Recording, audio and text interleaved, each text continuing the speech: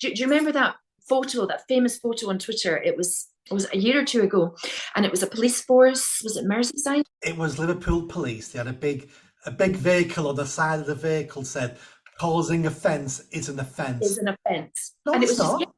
that's right. And they had to delete because everybody was on them going, no, it's not. It's not an offence. And the fact that a police force was posting this, it was like, what? Don't the police know what the law is?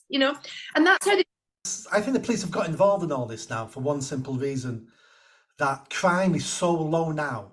There's no burglaries, there's no rapes, there's no assaults, there's no drug dealing. Crime is so low. I think the police are worried about being made redundant. So they're looking for other things they can do because crime's almost at zero now. Yeah. You never hear of anything like that, do you? It's like never hear of burglaries. No. I used to work for the police. I wasn't a police officer, but I've trained police officers. I've been based in police stations for years. I know how the police work. Not like it is now. We're talking about 15 years ago. So I'm a big supporter of the police, and watching them go down the drain the way they are breaks my heart, because I tell you what, the people are losing faith in the police, and if we lose faith in the police, the only people who benefit are called criminals. Yeah, I think, yeah. I mean, I think that's true. And people are losing faith in the police. And when somebody thinks, well, there's no point me calling the police because they're not going to do anything about it. They're too busy hassling some woman on Twitter because she misgendered some hulking guy in a wig. It's not good for anyone. It's not good for the police. It's not good for society. And they are, of course, supposed to police, as you know, without fear or favour. And an awful lot of policing with favour, I'm afraid. And in favour was happening when I was working with the police. I look back now and I could see it all the time there. We had an issue with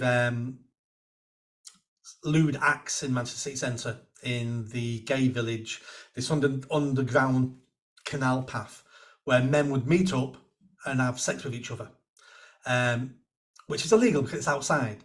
We would have reports of families on canal boats going past and phoning the police going, I'm just watching 8 men have sex with each other. My daughter wants to know what's going on. So we tried to do something about it. And first of all, we got told, you can't do anything about it because they're a protected minority.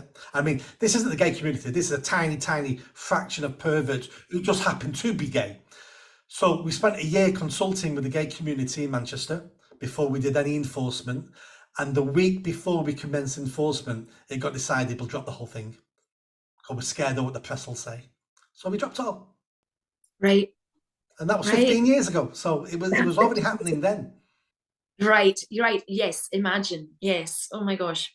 Well, I mean, I know a lot of gay people who won't go to pride parades now because pride parades, there's an awful lot of not pride so much as just pure. It's kink and it's pervertedness and having got. I mean, let's be honest. I don't care what people do in the privacy of their own bedroom. Well, that's some of the things I've done in my bedroom, some people would find offensive, but it's in my bedroom, so do what you want. What we don't want is taking it onto the public streets where we have kids walking around and the parents are taking their children. Look at the men dressed like dogs with the cheeks of their asses hanging out.